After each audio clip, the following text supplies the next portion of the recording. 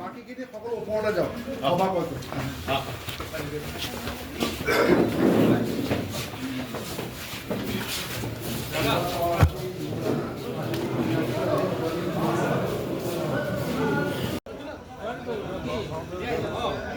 কমলবৰ ঠাকুৰ ডাঙৰীয়া আৰু তিনিওগৰাকী সন্মানীয় মণ্ডল পঞ্চায়ত কমিটি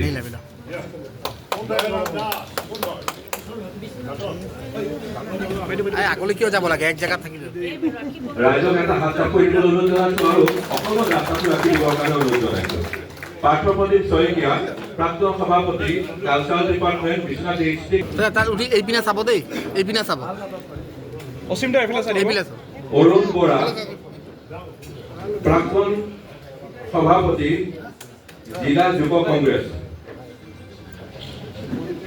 আজি মই ভাৰতীয় জনতা পাৰ্টিত যোগদান কৰাৰ পাছত মোৰ গৃহ জিলাত মোৰ গৃহ সমষ্টি বিশ্বনাথত আহি উপস্থিত হৈছোঁ আৰু এই বিশ্বনাথত উপস্থিত হোৱাৰ পিছত ভাৰতীয় জনতা পাৰ্টিৰ যিসকল কাৰ্যকৰ্তা জিলা সভাপতিকে প্ৰমুখ্য কৰি সন্মানীয় সাংসদ ৰঞ্জিত দত্ত ডাঙৰীয়া, বিশ্বনাথৰ বিধায়ক প্ৰমোদ বৰঠাকুৰ ডাঙৰীয়া, বিহালীৰ বিধায়ক দিগন্ত ঘাটোৱাৰ ডাঙৰীয়াকে প্ৰমুখ্য কৰি দলৰ সকলো কাৰ্যকৰ্তাই যি উষ্ম আদৰণি জনালে, যি মৰম প্ৰেৰণা দিলে, মই তেওঁলোকৰ ওচৰত কৃতজ্ঞ। অনাগত দিনত মই প্ৰতিশ্ৰুতিবদ্ধ, আমি সকলো প্ৰতিশ্ৰুতিবদ্ধ যে বিজেপিক বিশ্বনাথ জিলাত বিশ্বনাথ সমষ্টিত আমি দিনে নিশাই কাম কৰি যিমান শক্তিশালী হৈ আছে আৰু শক্তিশালী কৰি যাম।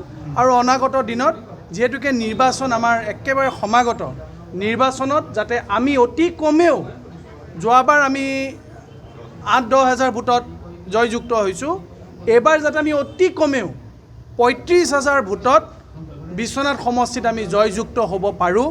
মাননীয় মুখ্যমন্ত্ৰী ডক্টৰ হিমন্ত বিশ্ব শৰ্মা ডাঙৰীয়া আৰু বিজেপিৰ সভাপতি দিলীপ শইকীয়া ডাঙৰীয়াৰ হাত শক্তিশালী কৰিব পাৰোঁ, এইখিনি কথা কৈছোঁ। আৰু আমাৰ যিসকল ব্যক্তি ইয়াত আজি যোগদান কৰিছে সকলোৱে এটাই প্ৰতিশ্ৰুতি লৈছে যে আমি দেশ মাতৃ, আই মাতৃ, অসম মাতৃ সকলোৰ কাৰণে, আমাৰ দেশৰ কাৰণে, আমাৰ ৰাজ্যখনৰ কাৰণে দিনে নিশাই বিজেপিয়ে আমাক যেনেধৰণৰে কাম কৰিবলৈ দিয়ে আমি দিনে নিশাই এজন সাধাৰণ কাৰ্যকৰ্তা হিচাপে আমি কাম কৰি যাম। আমি আৰু এইটোত আমি প্ৰতিশ্ৰুতিবদ্ধ।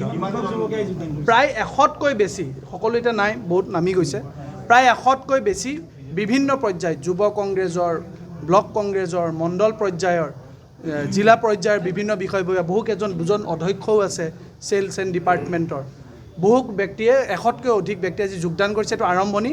পৰৱৰ্তী সময়ত ইয়াত 3টা মণ্ডল আছে, 3টা মণ্ডলত অতি কমেও এইকেইদিনৰ ভিতৰতে 1000কৈ প্ৰায় 3000 ব্যক্তিয়ে যোগদান কৰিব। দীৰ্ঘদিন আপুনি কংগ্ৰেছত থাকিলে, বৰ্তমান আদৰ্শ বেলেগ, বিজেপিটো যোগদান কৰিছে, সমৰ্থন কৰাৰ ক্ষেত্ৰত অসুবিধা নহয়? নাই, সেইটোতো অসুবিধাৰ কথা নাহে। আমি যোন দলত নাথাকোঁ, আমাৰ লক্ষ্য এটাই যে সমাজখনৰ কাৰণে আমি কাম কৰিব লাগে। যিটো দলত সমাজৰ কাম নকৰি বেলেগ এখন দেশৰ লগত মিতিৰালি কৰিব, যি শত্ৰু ৰাষ্ট্ৰৰ লগত, গতিকে সেই শত্ৰু ৰাষ্ট্ৰৰ লগত মিতিৰালি কৰি থকা ব্যক্তিজনৰ লগত কোনো বিবেকবান মানুহে, কোনো দেশক ভাল পোৱা মানুহে কাম কৰিব নোৱাৰে। গতিকে মানে দেশতকৈ, যেনেকৈ তেওঁলোকে বিভিন্ন শ্লোগান দি আছে, দেশতকৈ আমাৰ গৌৰৱ গগৈ ডাঙৰীয়া ডাঙৰ নহয়। অন্তিমটো প্ৰশ্ন সোধোঁ, কিছুদিনৰ পূৰ্বে আপুনি ভাৰতীয় জনতা পাৰ্টি এনে পৰিৱেশ আহিছে, কংগ্ৰেছত কাম কৰা পৰিস্থিতি নাই, কংগ্ৰেছত কাম কৰা পৰিস্থিতি নাই। কাৰণ কংগ্ৰেছত গৌৰৱ গগৈ ডাঙৰীয়াৰ যি অহংকাৰী, গৌৰৱ গগৈ ডাঙৰীয়াৰ যিবোৰ কৰ্মকাণ্ড কৰি আছে, এইবোৰ কৰ্মকাণ্ডত প্ৰত্যেকজন ব্যক্তি, কংগ্ৰেছ দলত মই বহুকেইটা টকশ্বত কৈছোঁ, কংগ্ৰেছ দলত বহুত ব্যক্তি বহুত কষ্টত আছে, কিন্তু সেই কষ্টত ওলাই আহিব পৰা নাই। বহু ব্যক্তি এতিয়াও বহুত কষ্টত আছে, কথা ক'ব পৰা নাই।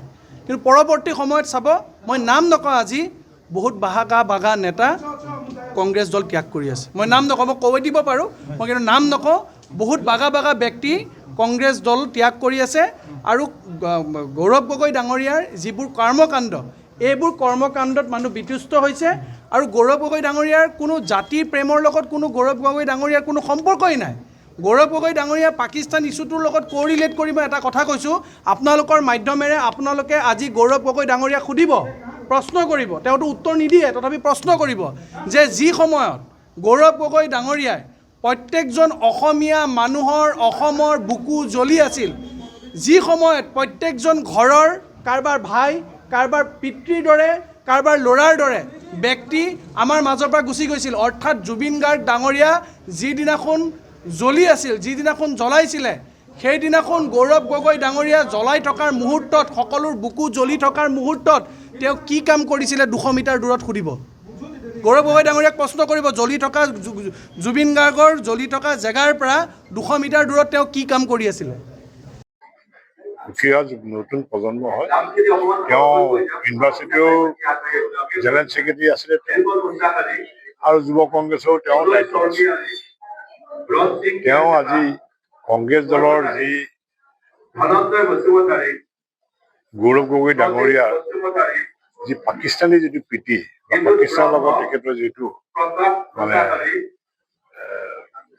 লেনদেন বা তেওঁ পাকিস্তানৰ ঘটনা সংক্ৰান্তত তেওঁ কৈছে যে গৌৰৱ গগৈ পাকিস্তানৰ এজেণ্ট হোৱাৰ কাৰণে মই বিজেপি যোগদান কৰিছোঁ।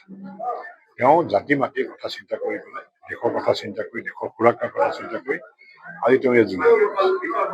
আৰু তেওঁ ৰাজ্যিক নেতৃত্বত ৰাজ্যিক কমিটিত যোগদান কৰিলে যদিও আজি তেওঁ আনুষ্ঠানিকভাৱে আমাৰ জিলাৰ সভাপতিৰ সন্মুখত বা আমাৰ 3গৰাকী বিধায়ক আছে, বিধায়কত ময়ো আছো, দলৰ কাৰ্যকৰ্তাসকলক সন্মুখত তেখেতে যোগদান কৰিলে। প্ৰায় 2 শতাধিক যুৱক যুৱতীয়ে যোগদান কৰিছে, বিশেষকৈ যুৱ কংগ্ৰেছৰ আৰু বিভিন্ন কংগ্ৰেছৰ দায়িত্বত থকা লোকসকল যোগদান কৰিছে।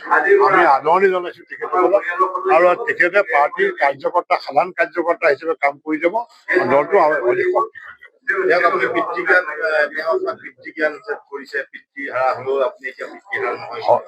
নহয়। কথাটো হৈছে কি, তেওঁৰ দেউতাক এটা সময়ত কিন্তু বিজেপিতো আছিল, কিছুদিনৰ কাৰণে বিজেপিত আছিল, দিলীপ বৰুৱা, আৰু তেওঁ পিতৃহাৰা মানে আমাৰ দলটোত আহিছে। দলৰ যি সাংগঠনিক প্ৰক্ৰিয়া আছে, নীতি নিয়ম আছে, তেওঁ শিকিব, দলৰ কাৰ্যকৰ্তা হিচাপে কাম কৰি যাব, আৰু দায়িত্ব যিটো দিব সেই দায়িত্ব তেওঁ পালন কৰি যাব। মই ভাবোঁ যে সঞ্জীৱ বৰুৱা যোগদানৰ আমাৰ দলটোক অধিক শক্তিশালী কৰিছে গোটেই জিলাখন। চাওক, ভাৰতীয় জনতা পাৰ্টীৰ যি দৰ্শন, যি আদৰ্শ, মাননীয় অসমৰ মুখ্যমন্ত্ৰী ডক্টৰ হিমন্ত বিশ্ব শৰ্মাৰ যি কৰ্ম দক্ষতা, এই 10 বছৰত যি উন্নয়ন হৈছে অসমত, সেই উন্নয়নৰ কামসমূহ দেখি ৰাইজ আকৃষ্ট হৈছে আৰু ভাৰতীয় জনতা পাৰ্টীত যোগদান কৰিছে। আজি কিমানে যোগদান কৰিছে? আজি যি মই পোৱা তথ্য মতে 100ৰো অধিক যুৱ কাৰ্যকৰ্তাই ভাৰতীয় জনতা পাৰ্টীত যোগদান কৰিছে।